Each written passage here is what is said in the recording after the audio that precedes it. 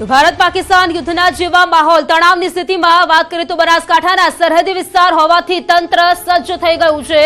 જિલ્લામાં 24 કલાક control room શરૂ કરવામાં આવ્યું છે। તણાવની સ્થિતિ વચ્ચે આ નિર્ણય લોકોને તંત્રના નિર્દેશોનું પાલન કરવા માટે અપીલ કરવામાં આવી છે। તણાવની સ્થિતિમાં રાજ્યના જે સરહદી વિસ્તારો છે તે સજ્જ થઈ ગયા છે અને સાથે જ અહીં વાત કરીએ તો સરહદી વિસ્તારો કે જ્યાં વધુ ક્યાંક ને ક્યાંક મુશ્કેલી રહી શકે છે તેવી જગ્યા પર સજ્જ જોવા મળી રહ્યું છે તંત્ર। સંધ્યા बिल्कुल 24 कलाक कंट्रोल रूम जे छे ते 24 कलाक चालू रहेशे। कोई पण परिस्थिति क्यांय पण सीमावर्ती जे विस्तारो छे बनासकांठा सरहदी विस्तारो छे ते ए प्रकारना गामडाओ ज्यां छे सरहदी विस्तारमां आवेला गामडाओ छे त्यां जो कोई पण प्रकारनी परिस्थितिनुं निर्माण थाय छे तो तुरंत मदद पहोंचाडी शकाय ए माटे आ कंट्रोल रूम पण 24 कलाक कार्यरत राखवा माटे आदेश कराया छे। તમામ બનાસકાંઠાના તાલુકાઓ છે તેના કંટ્રોલ રૂમ પણ કાર્યરત કરવામાં આવેલા છે અને તે કંટ્રોલ રૂમમાં જિલ્લા કંટ્રોલ રૂમ સતત સંપર્કમાં છે। કોઈ પણ અનિચ્છનીય બનાવ બને તો તે અન્વયે તાત્કાલિક વહીવટીતંત્ર તરફથી કાર્યવાહી કરવામાં આવશે। તેમજ બનાસકાંઠાના સમગ્ર નાગરિકોને મારી નમ્ર વિનંતી અને અપીલ છે કે પોતે સતત સાવચેત રહે તેમજ સરકારશ્રી તરફથી અને વહીવટીતંત્ર તરફથી જે પણ માર્ગદર્શક સૂચનાઓ આપવામાં આવે તેનું પાલન કરવામાં આવે। તો વાત કરીએ ભુજના બાધાપુર પહોંચી છે ન્યૂઝ 18ની ટીમ। ન્યૂઝ 18ની સાથે ભુજની વીરાંગનાઓ 1971ના યુદ્ધમાં ભજવી હતી મોટી ભૂમિકા। ભુજમાં રનવે બનાવવામાં મદદ કરી હતી। बिल्कुल जे भारत पाकिस्तानનું યુદ્ધ થયું હતું 1971માં તે સમયે જ્યારે પાકિસ્તાન તરફથી હુમલો કરવામાં આવતો હતો અને હુમલામાં જે રસ્તાઓ ધ્વસ્ત થઈ ગયા હતા, રસ્તામાં મસમોટા ખાડા પડી ગયા હતા, એ ખાડાને પૂરી અને એ રસ્તો બનાવ્યો હતો આ વીરાંગનાઓએ, જે અત્યારે ભલે આ વૃદ્ધ થયા હોય પરંતુ તેમનો જુસ્સો આજે પણ હું કહી શકું છું કે એટલો જ જોશમાં અત્યારે આ વીરાંગનાઓ અત્યારે પણ હશે ને અત્યારે પણ જો કદાચ તેમને કહેવામાં આવે કે ભારતને આપના સહયોગની જરૂર છે, એ સમયે કઈ સ્ટ્રેટેજીથી તમે કામ કર્યું હતું તે પણ કદાચ તેઓ કરવા માટે તૈયાર હશે।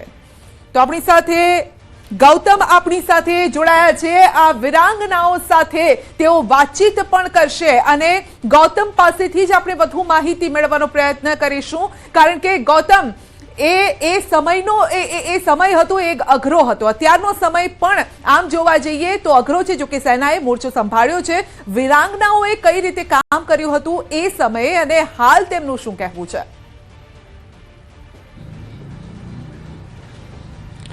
ચોક્કસથી ઓપરેશન સિંદૂર અંતર્ગત અનેક ઠેકાણોએ જે છે કામગીરી જે છે તે કરવામાં આવી રહી છે અને તે અંતર્ગત 1971ની અંદર પણ યુદ્ધ થયું હતું ને તે વખતે સૌથી મહત્વની ભૂમિકા જે છે તે ભુજની બહેનોએ અદા કરી હતી। તે અંતર્ગત વાત કરીએ તો 1971માં જે હુમલો ભારત પાકિસ્તાન વચ્ચે થયો હતો ને તેમાં 71ની સાલની અંદર એરબેઝ જે ભુજનું જે છે તેના રનવે તોડી નાખવામાં આવ્યા હતા અને ત્યારે આ ઘરમાં રહેતા જે બહેનો જે છે તેમણે અસરકારક ભૂમિકા જે છે તે અદા કરી હતી। આ પ્રકારનું તેમનું નળિયાવાળું ઘર છે, આજે પણ આ જ પ્રકારનું આ જે ઘરમાં આ બંને બહેનો જે છે તે વસવાટ કરે છે। તેમને અનેક એવોર્ડથી સન્માનિત જે છે તે કરવામાં આવ્યા છે અને તેમની ભૂમિકા એ હતી કે તેમણે 1971ની અંદર ભારત પાકિસ્તાનના યુદ્ધ સમયે હવાઈ હુમલાથી જે એરફોર્સની હવાઈ પટ્ટીને જે નુકસાન થયું હતું અને 72 કલાકનું કામ કર્યું હતું અને 72 કલાક બાદ તમામ જે રનવે જે છે તે રિપેર કરવામાં આવ્યો હતો અને ત્યારબાદ પાકિસ્તાનને માત આપી હતી। આ પ્રકારની જે કામગીરી જે છે તે કરી હતી, તેમાં કાનભાઈ શિવજી હિરાણી જે છે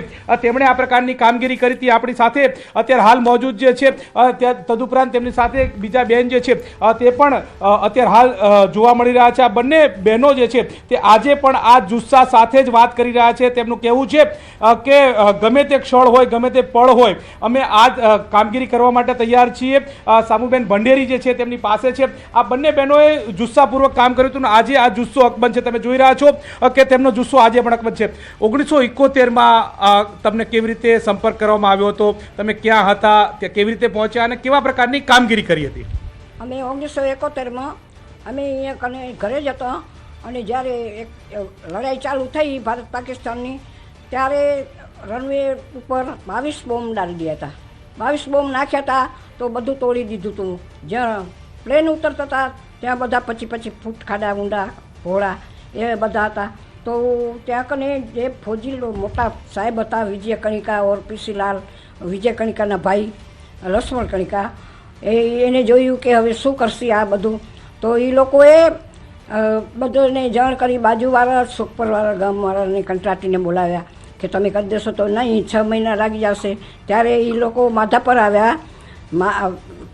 ગોપાલનંદ સ્વામી અમારા કલેક્ટર હતા, તો એ લોકો કે હવે શું કરશે, ચાલો માધાપર આવી અમારા સરપંચ હતા, એને વાત કરી કે તમે આ બાયુ આ અમને કામ કરી દેશે, તો કે હા અમને અમારી બાયુ કામ તમને કરી દેશે.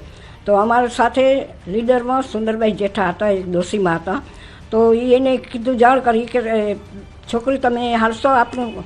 અમે કીધું કે હા અમે અમારો દેશ બચાવવા અમે તૈયાર જ છીએ.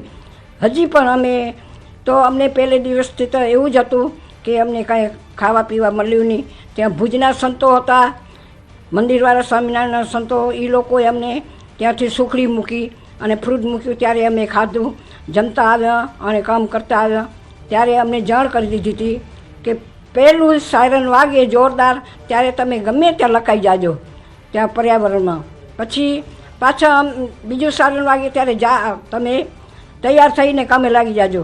અમારી પરિસ્થિતિ ત્યારે બહુ ખરાબ હતી, અમારો જીવ મુઠ્ઠીમાં હતો. અમને ઘરેથી એમ કહેતા કે તમે ન જાઓ, ક્યાંક મરી જશો. અમે કીધું કે મરી જશે તો ત્યાં મરશી તો. આજે પણ આ જ પ્રકારની પરિસ્થિતિ છે, કેટલા તૈયાર છો? હજી અમે ઘણા બધા તૈયાર છે. અમારી પાટલી પેટી પણ તૈયાર જ છે કે ના એવું થશે તો અમે તો તૈયાર જ છીએ. અમે મોદીને સાથ દેવા અમે તૈયાર જ છીએ. બા, અત્યારે પણ આવી જ પરિસ્થિતિ છે, અત્યારે પણ આ યુદ્ધની સ્થિતિ જે છે, અત્યારે તમે શું કહેશો? એ વખતનો સમય ને આ વખતનો સમયને કેવી રીતે જોઈ રહ્યા છો? અમે ત્યાંય રૂબરૂ જોયું ને હજી રૂબરૂ જોશી તો અમારાથી થઈ શકશે એટલી નરેન્દ્ર મોદીને અમે મદદ કરશી. અમે એક નહીં, અમારો આખા અનેક ગામના તૈયાર જ છીએ બધાએ. કોઈ આંચ આવવા નહીં દે દેશ માટે. જેટલી હિંમત થશે એટલી અમે કરશી. તે દિવસે અમે કરી હતી, તે દિવસે અમે પગારે નતા લીધા, કાંઈ નતું કર્યું. ગૌતમ, એ સમયે તેમની ઉંમર કેટલી હતી, અત્યારે કેટલી ઉંમર છે? કારણ કે દાદીનો જુસ્સો હાઈ છે અત્યારે. જાત મહેનત કોઈની અમે સાય લીધા વગર, ખાધા પીધા વગર સવારે 7 વાગે. એ વખતની વાત કરીએ સંધ્યા, તો એ વખતના 22 થી 24 વર્ષની ઉંમરના બંને હતા અને તે વખતે આ જુસ્સાથી કામ કરતા હતા. આજે પણ 70 વર્ષની ઉંમર વટાવી ચૂક્યા છે ને એ જુસ્સા સાથે આ બંને બહેનો જે છે તે જોવા મળી રહ્યા છે. શું કહેશો, 75 વર્ષની ઉંમરે આ જુસ્સો અકબંધ છે તમારો? હજી અમે તૈયાર જ છીએ, અમારાથી થશે એટલું કરશી, નહીં તો અમારા આજુબાજુના વડીલને બધાને બોલાવશી. સાર્વજનિક ભેગા થઈને આપે મદદ કરશી. કેમ ના કરી? દેશ માટે તો બધું કરી શકી. એ દિવસો યાદ કરો છો એટલે કેવું લાગે છે? અમને તો તે દિવસે ભય લાગતો હતો ને ખુશી હતી થઈ ગયું એટલે. આજે અમને તો ભય નથી લાગતો, અમારી જોડે ભગવાન છે, અમે કરશી મદદ. ગૌતમ, એ વાતને થોડી બારીકાઈથી આપણે સમજવી છે. અન્ય લોકોને કેટલો જુસ્સો પૂરો પાડશો? એ જે કામ, જે રસ્તો બનાવવાનું કામ થતું હતું એ રાત્રે કરવામાં આવતું હતું, દિવસે કોઈને ખબર ન પડે. કારણ કે જે હુમલા થતા હતા પાકિસ્તાન તરફથી, તો એમના રડાર પર ન આવી જાય માટે જે રસ્તા બનાવવાનું કામ થતું હતું, કદાચ દીવાની જ્યોતથી રાતના અંધારામાં થતું હતું, જેથી પાકિસ્તાન તરફથી, જે આર્મી તરફથી જે હુમલો થતો હોય તેનાથી બચી શકાય. એ વાતને થોડી સારી રીતે સમજવી છે એમની પાસેથી, બહુ સારી રીતે વ્યવસ્થિત રીતે સમજાવી શકે તો. તમને એમના ફોટોગ્રાફ્સ એ વખતના સંધ્યા, એ વખતના ફોટોગ્રાફ્સ પણ બતાવી રહ્યો છું કે આ પ્રકારની સ્થિતિ હતી અને આ પ્રકારની સ્થિતિમાં એમણે કામગીરી જે છે તે કરી હતી. તે પ્રકારના ફોટો એમણે આજે પણ પોતાના ઘરમાં સંગ્રહાયેલા છે ને તેમની સાથે પણ વાત કરીએ કે તેઓ શું કહી રહ્યા છે.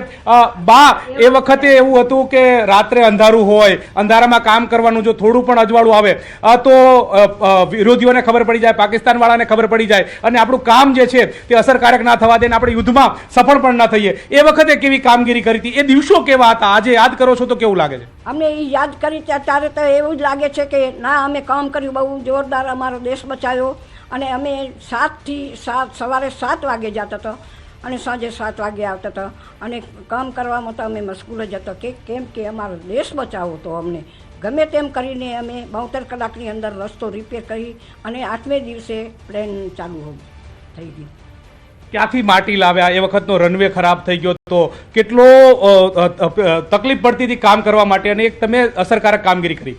માટી અમે ત્યાંથી ગાડીઓ આવતી હતી, તો આ નદી બાજુમાં ધોરાવાવાળી, એમાંથી રેતી ભરાતી હતી, ત્યાં કને ઠલવાતી હતી ગાડીઓથી. પછી કાંકરી આવતી હતી, કાંકરી નાખતો હતો ખાડામાં, પેલી પાણા પથ્થર નાખી, કાંકરી નાખી, સિમેન્ટ નાખી અને એવી રીતે કામ કરીને અમે રસ્તો રિપેર કર્યો. બા ડર કેટલો લાગતો હતો, કારણ કે એક બાજુ મિસાઇલો પડતી હતી, જીવના જોખમ હતો, અને એ વખતે રનવે તૈયાર કરવાનો હતો કારણ કે સેનાને ઊભી કરવાની હતી. ડર તો લાગતો હતો, પણ અમને એટલી ખુશી હતી કે અમે કેમ આગળ વધી. તો અમારી એ રક્ષા કરવાવાળા ફોજી અમારાથી ઘણા હતા, એટલે અમને એટલો બહુ ભય નહોતો લાગતો. અમે ખુશી હતા, કામ કરતા જઈ હસતે હસતે ને મનમાં તો ડર લાગતો હતો, પણ બારે હસીને કામ કરતા હતા, મજા એ આવતી હતી. ડરે લાગતો હતો, ઘરે આવી તો એમ થાય હા આજે એક દિવસ પૂરો થઈ ગયો એમ કરીને અમે 4-5 દિવસ કાઢી નાખ્યા અને બધું ગવર્મેન્ટનું કામે સારું થઈ ગયું. આઝાદી એ મળી. અમારે રિપેર કરી આવ્યા હતી, 12 દિવસ લડાઈ ચાલી હતી, એક દિવસ નથી, પણ અમે ચાલુ લડાઈએ એને કામ ચાલુ કરી દીધું. એ દિવસો યાદ કરો છો એટલે કેવું લાગે છે? અરે તે દિવસે અમને ભય લાગેલો, અત્યારે હજી કે ક્યાંય બોમ્બ આવીને પડશે તો કરશી શું, પણ અમને જીગર છે, અમે હાલસી બધાય. એકવાર મરવું હોય પણ હાલસી બધાય છે. આપે એમ કહી ભગવાન આપણી સાથ છે, ભગવાન જો કરશે તો લડાઈ થશે જ નહીં, અને થશે તો અમે તૈયાર જ છીએ. અત્યારે પણ આવી પરિસ્થિતિ છે, અત્યારે શું કરશો? અત્યારે અમે જો એ મદદ કરશી, અમારાથી જીત થશે. એ જેને ભય આવે એને અમારી આગળ આવે, અમે ચાલશે. આમાં માધા પર તૈયાર જ છે, ના પાછળ રે, અમે પાછી નહીં કરી.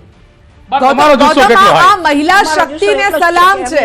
આ એ મહિલા શક્તિ છે ભારતની, ગુજરાતની, કે જે સરહદ પર જઈને લડી જાણે છે, સરહદ પર જઈને ભલે હાથમાં હથિયાર નથી પરંતુ એ કામ કરીને જાણે છે કે અમે છીએ, અમે દેશને બચાવવા માટે ગમે તે કરી શકીએ છીએ. અને 75 વર્ષની ઉંમરે પણ જો આ કહી શકતા હોય તો દેશના જે પણ નાગરિકો છે તેમને પણ ગર્વ થતો છે કે આ ગુજરાતની મહિલાઓએ કયું પાણી પીધું છે કે આ રીતે તેઓ વાતચીત કરી શકે છે. દુશ્મને પણ સાંભળવી જોઈએ આ વાતચીત. તો ગૌતમ આપણી સાથે જોડાયેલા હતા અને તેઓ આ વિરાંગનાઓ સાથે વાતચીત કરી રહ્યા હતા. તેમની સાથે જ્યારે આ વાતચીત કરી ત્યારે કદાચ જે શબ્દો તમે સાંભળો તો તમારા પણ રૂવાડા ઊભા થઈ જાય અને કદાચ મનમાં પણ સવાલ થઈ જાય કે ગુજરાતની જે આ મહિલાઓ છે, કચ્છની આ મહિલાઓ જે છે તેમણે કેવું પાણી પીધું છે કે અત્યારે 75 વર્ષની ઉંમરે પણ તેઓ કહી રહ્યા છે કે દુશ્મન દેશ સામે અમે અત્યારે પણ લડવા માટે તૈયાર છીએ.